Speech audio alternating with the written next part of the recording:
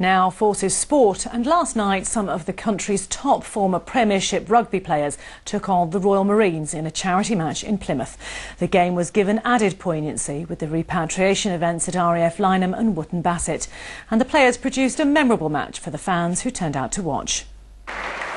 On a day when the nation was focused on the sad events at RAF Lyneham and Wootton Bassett, here at Brickfields it was Marine Mark Ormrod who lost both legs and his right arm in Helmand Province in 2007, who led the two teams out onto the field.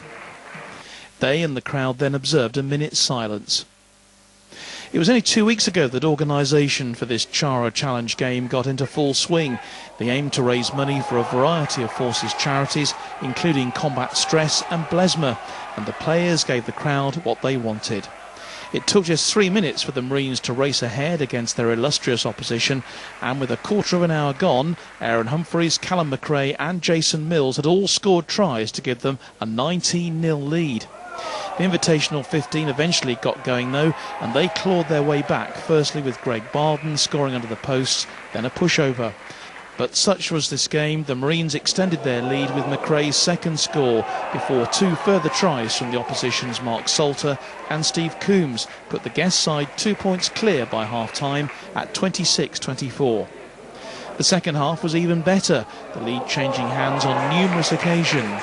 England's seven-star Dave Scully extending the Chara team's lead to 31-24 before the Marines came surging back. Tom Evans-Jones and James Upton propelling them ahead before Nick Cuthbert of Gloucester again brought the scores level. By the end, both sides had crossed each other's line 8 times. It all hinged on a final try for the Marines, Jason Mills under the post with 5 minutes left, and the all-important conversion from Rob Lloyd, making it 50 points to 48. Time just ran out for the guests to spoil the party again. In a way, the result was immaterial, although none of the players would have agreed with that with the match in progress.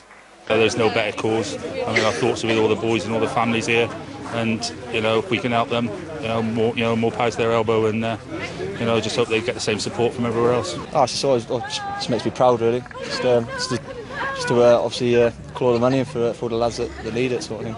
Plans are already in place for a repeat performance next year. It'll have to go some to be as good as this. Finally, water polo, and the RAF have retained their inter-services crown for the 5th consecutive year after a close competition in Portsmouth. The Light Blues took the title after beating the Army 12 goals to 9 in the opening game of the series. They followed that up with a 12-5 victory over the Navy. In the other match, the Army avoided the wooden spoon after downing the Navy 10-7. And we'll have more sport for you on Friday. Rosie. Thanks, Emma.